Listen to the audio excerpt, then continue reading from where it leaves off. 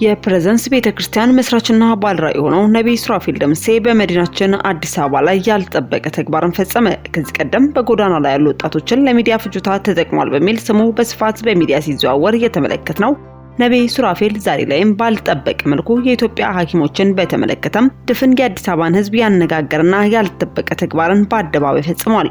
ጉዳዩ ምን ይሆን የሚለውን በቆይታችሁ ታደምጡታላችሁ።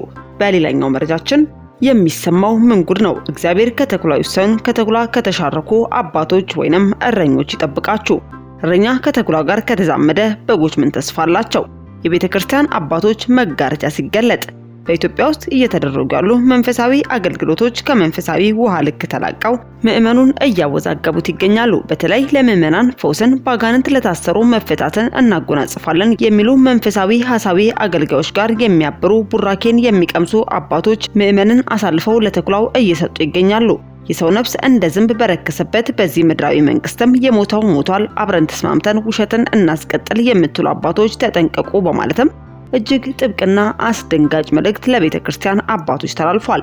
ታዲያ የቁጣ አዘል መልእክት የሚመለከተው ማን ይሆን? መልእክቱስ ምን ይመስላል? የተላለፈውስ ከማን ነው የሚለውንም በዝርዝር ዘገባችን ይዘንላችኋል። በቆይታችሁ ታደምጡታላችሁ። እስከ መረጃው ፍጻሜ አብራችሁን ቆዩ። በተረጋጋ ሁኔታ ቀሪ ህይወቶን ከነቤተሰቦ ደስተኛ ሆነው ለመኖር ቀዳሚውን ስፍራ መኖሪያችን ይይዛል። እንግዲያውስ ዲኤምሲ ሪል ስቴት አለን ይሎታል። እንኳን ደስ አላችሁ። በ10% ቅድመ ክፍያ ከ460 ሺህ ብር ጀምሮ በካሬ ሜትር 78 ሺህ ብር አዲሱ ዲያስፖራ ብሎክ ለሽያጭ ቀረበ። በለቡ መብራት መስቀለኛው ላይ በ65 ሺህ ካሬ ሜትር ላይ በሚገነባው ሰፊ መንደር ከስቱዲዮ እስከ ባለ 4 መኝታ እንዲሁም ሱቆችን እየሸጥን ነው። ቀድመው ለሚመጡ ለ40 ሰዎች ተጨማሪ 30% ቅናሽ ተደርጓል። ያሉን ቦታዎች ውስን ስለሆኑ ፈጥነው ይመዝገቡ። ለረጅም ጊዜ በቤቶ እየኖሩ የሚከፍሉት 60% የባንክ ብድር ተመቻችቷል። ቤቶን ሲገዙ በኢትዮጵያ ብር ስለሆነ የዶላር ጭማሪ አያሳስቦትም። በዛ ላይ በአንድ ወለል ላይ እጅግ ዘመናዊ የሆኑ 5 ሊፍቶች የተገጠሙለት የኤሌክትሪክ ቻርጅ ስቴሽን፣ የመዋኛ ገንዳ፣ የልጆች መጫወቻ፣ ላይብረሪ፣ ዴይኬር፣ 24 ሰዓት የኢንተርኮም አገልግሎት።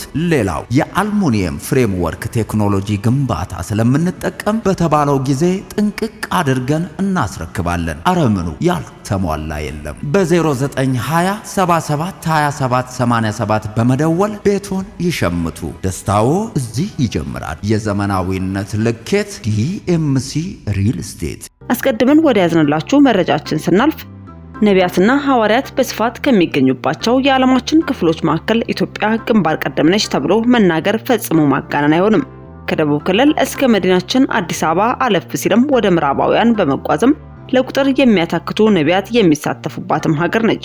ኢትዮጵያ እጅግ ብዙ አንገታቸውን ደፍተው ሀብት ያፈሩ ለፍተው የሚያድሩ ቅናማኞች መኖራቸውን ያክል እነሱን በምን መንገድ ልዝረፍ ብለውም ቀመር ሰርተው የሚንቀሳቀሱ ከዘይት እስከ ፎጣ ለዚህ ደግና እግዚአብሔርን ለሚወድ ሕዝብም በመሸጥም የበለጸጉ ሐሳዊ ነቢያት መኖራቸውም ነው። በእርግጥ እንዲህ አይነት ሐሳውያንን በማውገዝም የሚናገሩ የቤተክርስቲያን መሪዎች የማስጠንቀቂያ መልእክትን ሲያስተላልፉ መኖራቸው የሚታወቅ ሀቅ ነው። ሆኖም ግን አንዱን ጥሎ ሌላውን አንጠልጥሎ አይሆንምና የካውንስሉ ህብረት መሪዎችና የቤተክርስቲያን አባቶችም የፈጸሙት ተግባር ከፍተኛ ተቃውሞንም በማህበራዊ ትስስር ገጽ ላይ አስነስቷል። በኢትዮጵያ ብሎም በአፍሪካ በክርስትና ስም እየተደረጉ ያሉ መንፈሳዊ አገልግሎቶችን ከመንፈሳዊ ውሃ ልካቸው ተላቀው ብዙ እየተወዛገቡም ተመልክተናል። በተለይም ለምዕመኖች ፈውስን፣ ለአጋንንትም ለታሰሩም መፈታትን እናጎናጽፋለን በሚሉ መንፈሳዊ አገልጋዮች ሁሉም ባይባልም አንዳንድ በመንፈሳዊ ሚዛን ይቅርና ከሞራል አንጻር እንኳን ተመዝነው ውድቅ ሊሆኑ የሚገባቸውን አስነዋሪ ተግባርን ሲፈጽሙም እየታዩም ነው። የሐሰት ትንቢት ተናግረው ቤተሰብ የበተኑ ትዳር ያፈረሱም አሉና ቀንና ሰዓትን ቆርጠውም በሰዓት ታይቶ የማይታወቅ ነገር በቤት ላይ ሊሆን ነው ብለው አንዱም ጠብ ሳይል ቢቀር ዛሬም አይናቸውን በጨው አጥበው የሐሰት ትንቢታቸውን የቀጠሉ ሐሰተኛ ነቢያትም ቁጥራቸው ቀላል አይደለም። ታዲያ የነዚህ ሐሰተኞች መብዛትና እንዳሸን መፍላት ዋነኛ ምክንያትም ታላላቅ የሚባሉ የእምነት አባቶች ከዚህ ጋር በማበር አንድ መድረክ መጋራታቸው ሲሆን ህዝቡን ከሐሰተኛ ሊናጠቁ ሲገባ ይባስ ብሎ ለሐሳውያን ቡራኬም አቀባይ ሆኗል።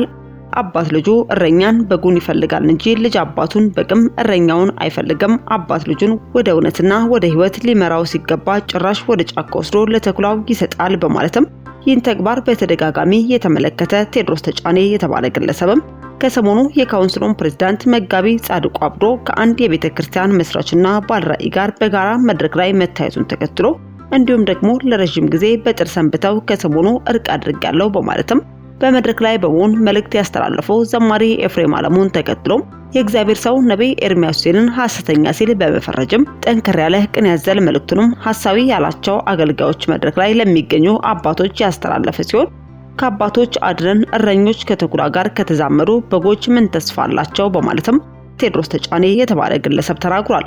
በመልእክቱ አክሎም እንዳለው ከሆነ ከአባቶቻችን አድነን አባት ልጁን እረኛም በጉን ይፈልጋል እንጂ ልጅ አባቱን አይፈልግም፣ በግም እረኛውን አያሰማራም።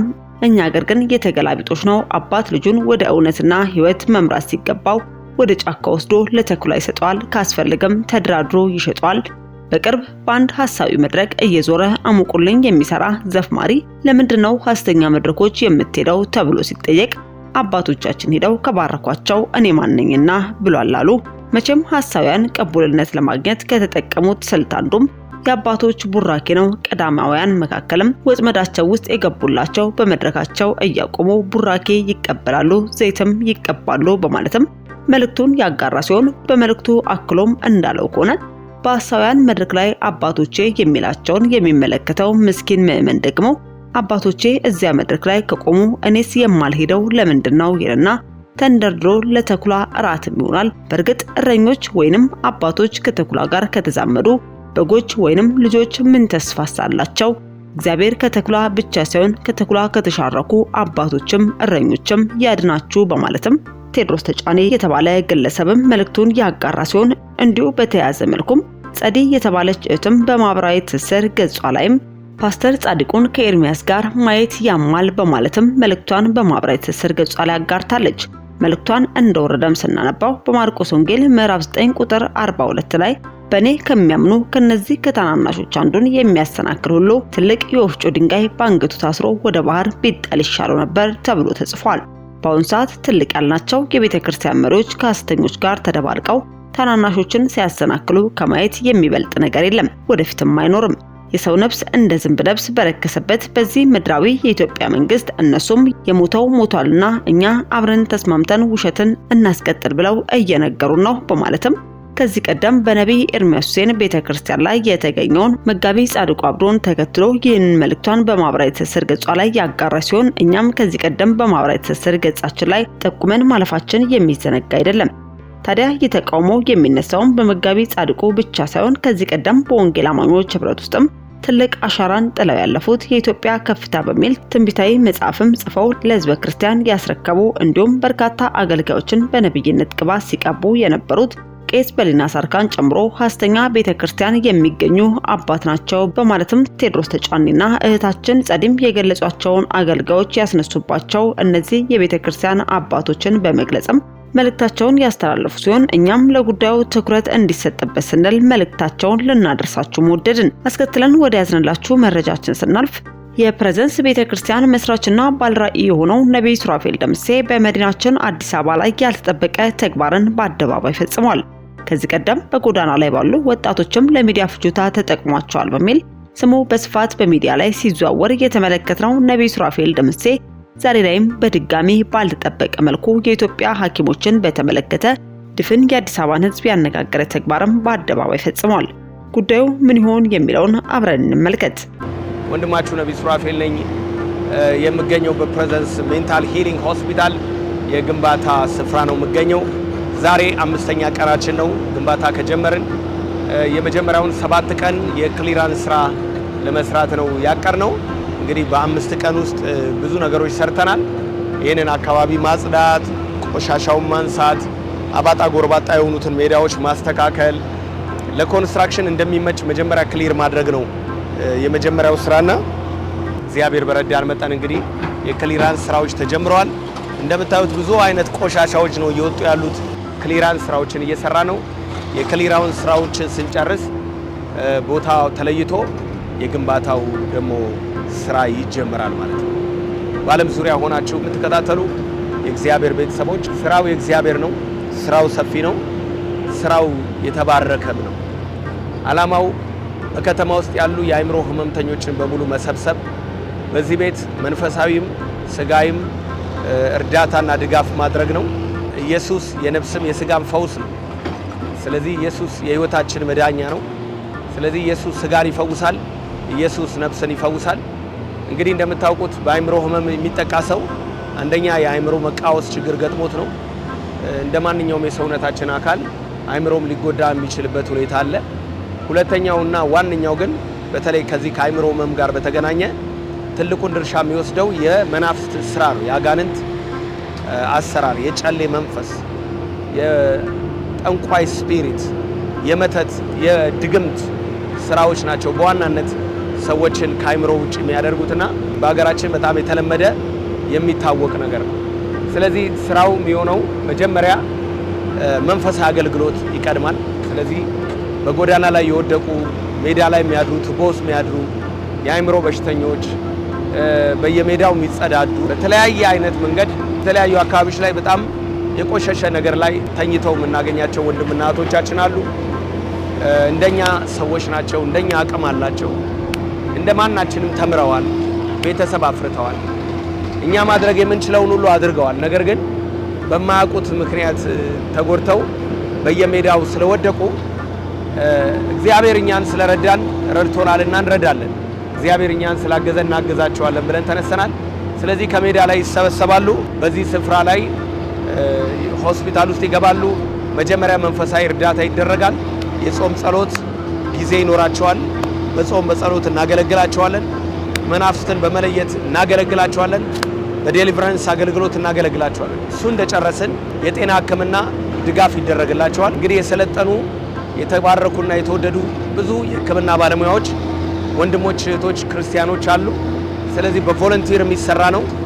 እየመጡ አንድ ሳምንትም 15 ቀንም ወይም ደግሞ በሳምንት አንድ ጊዜ እየመጡ ነፃ የሕክምና ድጋፍ ያደርጉላቸዋል። እነዚህ ሰዎች ተፈውሰው በስጋቸውም ደግሞ በቂ ሕክምና አግኝተው ከዚህ ቤት ሙሉ ሆነው የሚወጡበት አገልግሎት ነው የሚሆነው። እግዚአብሔር አምላክ የተባረከ ይሁን። እኛም የናፈቅነው እግዚአብሔር ከ20 ዓመት ጀምሮ የተናገረኝን እኔም የናፈኩት ከ20 ዓመት ጀምሮ እግዚአብሔር የተናገረኝ ነገር እውን ሆኖ እዚህ ቦታ ላይ ሰዎቹ ድነው ተፈውሰው ማየት ነው። እግዚአብሔር አምላክ የተባረከ ይሁን። ስለዚህ በኢትዮጵያ በተለያዩ ክልሎች በአዲስ አበባም እንዲሁም ደግሞ በተለያዩ የአረብ ሀገራት አሜሪካና አውሮፓ ብዙ በአእምሮ የተጠቁ ወንድሞች እና እህቶች አሉ። ይህ አገልግሎት እንግዲህ ሁሉንም የሚረዳ ሁሉንም የሚደግፍ ነው። ስለዚህ ኢትዮጵያም ያሉ ከኢትዮጵያም ውጭ ያሉትን ሁሉንም የሚያግዝ ነው የሚሆነው። የአባቴ ብሩካን በሙሉ በዚህ ስራ ላይ አብረን እንደምንሰራ ተስፋ አደርጋለሁ። በተለይ እንደዚህ አይነት ሸክም ያላችሁ ወንድሞችና እህቶች እንዳላችሁ አውቃለሁ። እግዚአብሔር ቢረዳኝ ወደፊት እነዚህ አእምሮ በሽተኞችን ሰብስቤ ባግዛቸው፣ ትሪት ባረጋቸው፣ የወደቁትን ባነሳ ብላችሁ የምትመኙ አረጋውያንን ብረዳ ብላችሁ የምታስቡ የምታልሙ ወንድሞች እናቶች እንዳላችሁ አውቃለሁ። ነህምያ እንደጸለየውና እንደተናገረው የሰማይ አምላክ ያከናውናል፣ እኛም ባሪያዎቹ ተነስተን እንሰራለን ያለው። ስለዚህ የነህምያ ስራ ብቻ አይደለም፣ የጋራ ስራ ነው። የነህምያ ብቻ ስራ ሳይሆን የ12ቱም ነገድ የእስራኤል ቤት የሁሉም ስራ ነው። ይህ የነህምያ ራእይ ሀገር አቀፍም ሃይማኖታዊም ነው። ሃይማኖታዊም ሀገራዊም ነው። ሀገራዊም የሆነው ኢየሩሳሌምን ቅጥር መስራቱ ነው። ሃይማኖታዊም የሆነው ደግሞ በእስራኤል ውስጥ ያለውን ቤተ መቅደስ መገንባት ነው። የሰለሞንን ቤተ መቅደስ መልሶ መስራት። ስለዚህ ሃይማኖታዊም ነው፣ እንደገና ደግሞ ሀገራዊም ነው። በምንችለው አቅም ሀገራችንን ኢትዮጵያን ማገዝ ካለብን በዚህ አቅጣጫ ልናገዝ ይገባል። ሃይማኖታዊው ደግሞ እግዚአብሔር እንዲከብር ተርቤ አላበላችሁኝም፣ ተጠምቼ አላጠጣችሁኝም፣ ታርዤ አላለበሳችሁኝም፣ ታስሬ አልጠየቃችሁኝም ብሎ ጌታችን ኢየሱስ የተናገረውን ያንን ቃል እንደገና ወደ ፍሬ ማምጣት ነው ብዬ አስባለሁ። ስለዚህ በመላው ዓለም ሆናችሁ ይህንን ፕሮግራም እየተከታተላችሁ ያላችሁ ከታች በስክሪኑ ስር ባለው አካውንት ቢያንስ አንድ ጠጠር፣ አንድ ድንጋይ፣ አንድ መኪና አሸዋ፣ ሲሚንቶ እግዚአብሔር በረዳችሁ መጠንና ባገዛችሁ መጠን በዚህ አገልግሎት ላይ እንድትዘሩ ጥሪ ያቀርብላችሁ። ይህ መልካም መሬት ነው። በዚህ የምትዘሩት 100 እጥፍ የሚያፈራ ነው የሚሆነው። ስለዚህ ፈጠን ብለን እግዚአብሔር ከረዳን ካገዘን የፍቅር ስጦታችንን፣ አስራታችንን፣ መባችንን እግዚአብሔር በልባችን ያሳሰበውን ነገር አንድ መኪና አሸዋ 55 ሺህ ነው። አንድ መኪና ድንጋይ 24000 ነው። እግዚአብሔር ባሳሰበን አቅጣጫ ላይ አንድም ሁለትም 10ም በምንችለው አቅም ኮንትሪቢዩት እንድናደርግ ጥሬን አስተላልፋለሁ። ሌላው ደግሞ በኮንስትራክሽን ዓለም ውስጥ ያላችሁ ማሽነሪ ያላችሁ የተለያየ መሳሪያዎች ያላችሁ እንድታግዙን ጥሪ ያቀርባለሁ። ይህ አሁን ከኋላ የምትመለከቱት ኤክስካቫተር ይባላል። ይሄ በሰዓት ከ6500 እስከ 7000 ብር በሰዓት ነው የሚጠይቀን።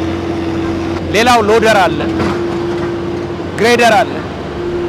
ሌላው ደግሞ ኮንስትራክሽኑ ሲጀምር የሚያስፈልጉ ከቁፋሮ ጋር ከግንባታ ጋር የሚያስፈልጉ ማቴሪያሎች አሉ። ስለዚህ የአባቴ ብሩካን ኢየሱስ ክርስቶስ ጌታ ነው። እግዚአብሔር ልባችሁን ያቀና የእግዚአብሔርን ስራ መስራት የሚያስደስታችሁ በቤተ ክርስቲያኖች በሚሰራው ስራ ላይ ሁል ጊዜ ቀኝ እጃችሁ የምታሳርፉ የእግዚአብሔር መንግስት ከማስፋት አንጻር በዲኖሚኔሽን አይደለም፣ በአጥቢያ ቸርች አይደለም፣ ነገር ግን እንደ እግዚአብሔር መንግስት የእግዚአብሔር ስራ ሲሰራ ሁል ጊዜ የምታግዙ ወንድሞች እናቶች፣ ዛሬም የእግዚአብሔር ስራ አላለቀም። ዛሬም የመንግስቱ ስራ አላለቀም። ዛሬም የወንጌል ስራ አላለቀም። ይሄ ደግሞ በጣም የተቀደሰ ሀሳብ ነው። ለጎዳና ለወደቁ የአእምሮ ህመምተኞች፣ በጎዳና ላይ ላሉ ለተሸገሩ፣ ዝናብና ብርድ ለሚፈራረቅባቸው እህቶች ወንድሞች የሚገነባ ነው እንጂ ለሌላ አይደለም። ስለዚህ ይሄ በቀጥታ ለእግዚአብሔር መንግስት ነው፣ ቀጥታ ለእግዚአብሔር ስራ ነው የሚሆነው። ስለዚህ በሙያችሁ ጉልበት ያላችሁ በሙያችሁ መታችሁ አስተያየት እንድትሰጡ፣ ምክር ሀሳብ እንድትሰጡ፣ ገንዘብ ያላችሁ፣ ማቴሪያል ያላችሁ፣ የተለያየ አይነት እግዚአብሔር አቅም የሰጣችሁ ሰዎች በእውነት ይሄ ጥሩ እድል ነው ብዬ አስባለሁ። ይህ መልካም መሬት ነው ብዬ አስባለሁ። 100 እጥፍም ታፈራላችሁ ብዬ አስባለሁና እግዚአብሔር አምላክ ዘመናችሁን ይባርክ። ስራው እንግዲህ ቀጥሏል። ስራው አይቆምም። ስራው ይፈጥራል። እናንተ ደግሞ በኢየሩሳሌም እድል ፈንታ ይኖራችኋል። እግዚአብሔር አምላክ ዘመናችሁን ይባርክ። ከታች ባለው ስክሪን ስር የቤተክርስቲያኑ አካውንት በማስገባት የእግዚአብሔር መንግስት ስራ እንዳይቆም እንድታበረታቱ ጥሪ ያቀርባለሁ።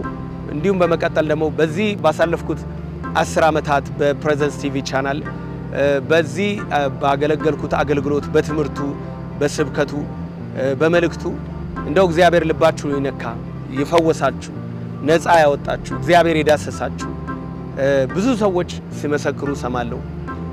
ደግሞ በሚሄድባቸው ሀገሮች በሀገር ውስጥም ከሀገር ውጭ ሲሄድ እግዚአብሔር ባንተ ተናግሮኝ እንደዚህ ሆነ፣ እግዚአብሔር ባንተ አጽናንቶኝ እንደዚህ ከዚህ መከራ ወጣው፣ እግዚአብሔር ባንተ አልፎ ይሄንን አደረገ ሲሉ እንባዬ ነው የሚቀድመኝ እና እግዚአብሔርን ስለናንተ እጅግ አድርጌ አመሰግናለሁ። ይሄ መልካም ስራ የተሰራው ከኔ ሳይሆን ከእግዚአብሔር ዘንድ ነው። እኔ አደርግ ዘንድ የሚገባኝን ብቻ አደረኩ፣ የማልጠቅም ባሪያ ነኝ። ቃሉ እንደሚለው የማልጠቅም ባሪያ ነኝ በሉ ስለሚል እላለሁ። ያደረገው እግዚአብሔር እና ይህን የተጽናናችሁበትን ይህን የተባረካችሁበትን ቤተክርስቲያን ይህን እግዚአብሔር ጉስቁልናን የሰበረላችሁ ድህነትን ያራገፈላችሁ ይህን በሽታችሁን ካንሰርን የነቀለላችሁ ኤችአይቪን ያባረረላችሁ ይህንን እግዚአብሔር የሚሰራበትን ራእይ ቤተክርስቲያን ዛሬ ደግሞ ጥሪ ታቀርባለች። ለመጀመሪያ ጊዜ ነው በታሪክ አጋጣሚ ለመጀመሪያ ጊዜ በቴሌቪዥን ወጥቼ በዚህ በምንሰራው ፕሮጀክት ላይ ቀኝ እጃችሁን ዘርጉ ብዬ ስናገር የመጀመሪያ ነው። በጣም ቁጥብ በማስተዋል ነገሮችን ማድረግ የምወድ ሰው ነኝና ነገር ግን የእግዚአብሔር ስራ ደግሞ የሁላችንም ስራ ስለሆነ በተለይ የሚገነባው ፕሮጀክት በጣም በፍጥነት ተሰርቶ ኡኖ ነው ማየት በጣም ስለምፈልግ በጣም እዚህ ስፍራ ላይ ሰዎች ሲድኑ ማየት ስለምፈልግ በሽተኞች ተፈውሰው ማየት ስለምፈልግ ከርግማን ከአጋንንት ስራት ነፃ ወጥተው ማየት ስለምፈልግ ለዛ ነው ይሄንን ጥሪ ማቀርብላችሁ። ሌላ አይደለም። እንደምትወዱኝ ያውቃለሁ፣ እንደምወዳችሁ ታውቃላችሁ። ለእናንተ ፓሽን እንዳለኝ ታውቃላችሁ። በርህራሄ በፍቅርና በትህትና ይህን ሁሉ ዘመን እንዳገለገልኩኝ ታውቃላችሁና አምላኬ እንደ ባለጠግነቱ መጠን በክብር በክርስቶስ ኢየሱስ ይባርካችሁ። ይህ የትውልድ ነው። እኛ እናልፋለን፣ ትውልድ ያልፋል፣ ትውልድ ይተካል። ይሄ በእኛ ይጀመር እንጂ ዮሴፍን ማያውቅ ትውልድ ተነሳ እንደሚል እኛ ማናውቃቸው ትውልዶች ይህንን ስራ ይቀጥላሉ። ኔክስት ጄኔሬሽን ይመጣል የእግዚአብሔርን ስራ በሰፊው የሚሰራና እኛ እዚያ አድርሰነዋል፣ እነሱ ደግሞ ይቀጥሉታል። እና እግዚአብሔር አምላክ የተባረከ ይሁን። ሰው ግንባታ ሲሰራ፣ ሆስፒታል ሲሰራ፣ የተለያዩ ትምህርት ቤቶች ሲሰራ፣ የጎዳና ተዳዳሪዎች ማሰልጠኛ ማደሪያ፣ አንድ ነገር እመኑ፣ ይሄ ለትውልድ ነው፣ ለሰው ነው። ሰው ላይ መስራት፣ ትውልድ ላይ መስራት በጣም ኢምፖርታንት ነው። ምክንያቱም የተሰራ አይምሮ ያልተሰራን ከተማ ይሰራልና እነዚህ ሰዎች አይምሮአቸው ላይ ብንሰራ ከተማን ይሰራሉ። አገር ይሰራሉ፣ ቤተክርስቲያንን ይሰራሉ። ለዚህ ከማናችንም ያነሱ ሰዎች አይደሉም። ፀሐይና ብርድ እየተፈራረቀባቸው በጎዳና ላይ የወደቁት እንደኛው ሰዎች ናቸው። ይችላሉ፣ ማድረግ ይችላሉ፣ ለትውልድ መትረፍ ይችላሉ፣ ቤተሰባቸውን ማስተዳደር፣ አገር መምራት ይችላሉና እግዚአብሔር ዘመናችሁን ይባርክ። ወንድሞችና እህቶች በአስቸኳይ ይሄ ስራ እንዳይቆም በፍጹም መቆም የለበትም፣ መስተጓጎል የለበትም ለሰከንድ። ከዚህ በኋላ የሚመጣው ዝናብ ነው፣ ወቅቱ ዝናብ ነው። በምንም አይነት መስተጓጎል የለበትም። ፈጠን ብለን ፕሮጀክቱን እንጀምር፣ ፈጠን ብለን ስራውን እንስራ። እስካሁን እንግዲህ ይሄ ማሽን ገብቶ ከ30 ሰዓት በላይ እየተንቀሳቀሰ ይገኛል። ሌላ ሎደርም ገብቶ ብዙ ሲሰራ ነበር። ብዙ ሲኖ ትራኮችን ከዚህ ብዙ አፈር፣ ብዙ ድንጋይ፣ ብዙ የማይጠቅሙ ዌስት ማቴሪያልስ እነሱን ኤክስካቬት እያደረጉ ካርታዌይ እያደረጉ ነበርና እግዚአብሔር አምላክ የተባረከ ይሁን። ስለዚህ ወጪው ቀላል አይደለም። በአንድ ሰው የሚቻል አይደለም። በአንድ አጥቢያ ቤተክርስቲያንም የሚቻል አይደለምና በጋራ ስንሆን ኃይል አለንና እንበርታ፣ እንስራ፣ ወንጌል እናስፋላለሁ። አሁን ልባችሁን የሞላችሁ ሰዎች ካላችሁ የአባቴ ብሩካን እስቲ ሞባይላችሁን አንሱ። በዚህ ፕሮጀክት ላይ ዘራችሁን ዝሩ። ዘር ይበቅላል፣ ዘር ያድጋል። ዘር በጥቂት ይዘራል፣ በብዙ ይታጨዳልና እስቲ ዘራችሁን ዝሩ። እስቲ ከልባችሁ እግዚአብሔር በውስጣችሁ ያሳሰባችሁን ነገር እስቲ ዘራችሁን ዝሩ። ዘራችሁን ስትዘሩ ይሄ ስራ ይፈጥናል፣ የእናንተም ስራ ይሰራልና አምላኬን እወራረድበታለሁ፣ አምላኬን አምነዋለሁ። የእግዚአብሔርን ቤት ሰርቶ የወደቀ የለም። በሩት ምዕራፍ 4 ላይ የእስራኤል ሽማግሌዎች በአደባባይ ወጥተው የእስራኤልን ቤት እንደሰሩ እንደ ራሔልና እንደ ሊያ ያድርግሽ ብለው መረቋት። ቦዔዝንም እግዚአብሔር በቤቴልሔም ባለጠጋ ያድርግህ በኤፍራታም ስም ይጠራ ብለው መርቀውታልና እኔ አምናለሁ የእግዚአብሔርን ቤት እንደሰሩ እንደ ሁለቱ እግዚአብሔር ያደርጋቸዋል። የእግዚአብሔርን ቤት መስራት መታደል ነው። የእግዚአብሔርን ቤት መስራት መባረክ ነው።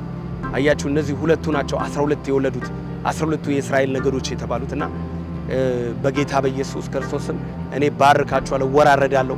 የእግዚአብሔርን ቤት ሰራላችሁ፣ የእግዚአብሔርን ነገድ፣ የእግዚአብሔርን ቅጥር ሰራላችሁ፣ የእግዚአብሔርን ስራ ትሰራላችሁ፣ የእግዚአብሔርን መንግስት ሰራላችሁ።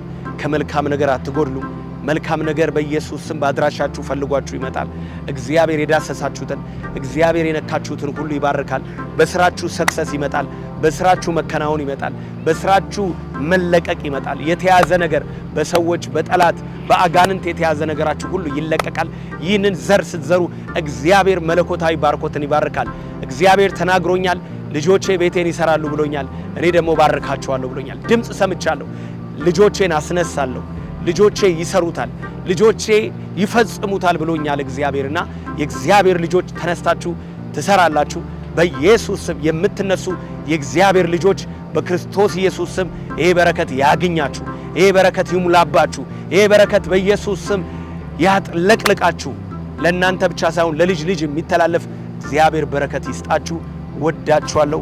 ዘመናችሁ ሁሉ ይባረክ። በጌታ በኢየሱስ ስም ሻሎም።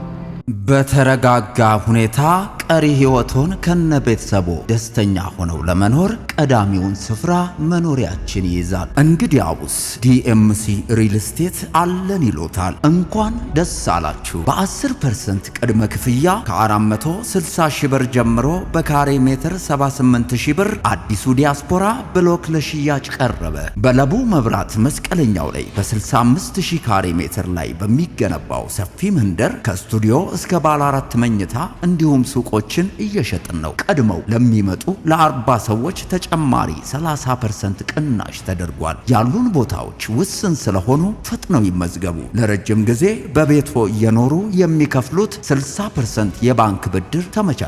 ቤቶን ሲገዙ በኢትዮጵያ ብር ስለሆነ የዶላር ጭማሪ አያሳስቦትም። በዛ ላይ በአንድ ወለል ላይ እጅግ ዘመናዊ የሆኑ 5 ሊፍቶች የተገጠሙለት የኤሌክትሪክ ቻርጅ ስቴሽን፣ የመዋኛ ገንዳ፣ የልጆች መጫወቻ፣ ላይብረሪ፣ ዴይኬር፣ 24 ሰዓት የኢንተርኮም አገልግሎት። ሌላው የአልሙኒየም ፍሬምወርክ ቴክኖሎጂ ግንባታ ስለምንጠቀም በተባለው ጊዜ ጥንቅቅ አድርገን እናስረክባለን። አረምኑ ያልተሟላ የለም። በ0920 77 27 87 በመደወል ቤቱን ይሸምቱ። ደስታዎ እዚህ ይጀምራል። የዘመናዊነት ልኬት ዲኤምሲ ሪል ስቴት።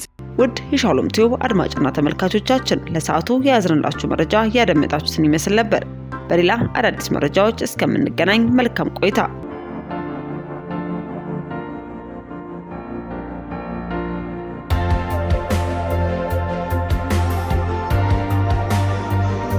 ውድ የሻሎም ቲዩብ አድማጭና ተመልካቾቻችን ለሰዓቱ የያዝንላችሁ መረጃ ያደመጣችሁትን ይመስል ነበር። በሌላ አዳዲስ መረጃዎች እስከምንገናኝ መልካም ቆይታ።